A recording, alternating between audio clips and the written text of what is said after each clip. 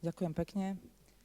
Vážení poslanci, vážené vedenie, dnes tu nie som preto, aby som kritizovala kroky, ktoré sa za ostatné 4 roky udiali.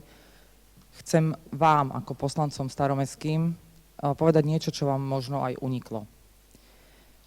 10 rokov sledujem dianie v komunále Bratislavy.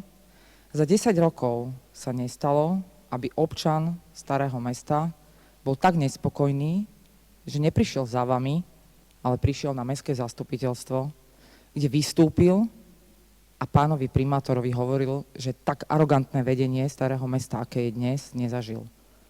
Je to niečo, čo naozaj nebolo v Starom Meste bežné. Bola to mamička dieťaťa zo škôlky, ktorá mestským poslancom s rasúcim hlasom rozprávala, že jej dieťa bolo atakované riaditeľom staromestskej škôlky a problém bol v tom, že Staré Mesto sa jej nijako nezastalo a nechalo ju v podstate opačne takmer do situácie, kde bola považovaná ona za nejaký problém.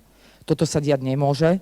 Krátko potom prišiel občan ZTP, ktorý opäť všetkým mestským poslancom hovoril, že arogantné vedenie Starého Mesta, ktoré nezohľadňuje potreby osôb s ťažkým zdravotným postihnutím, je dôvodom, prečo tam stál.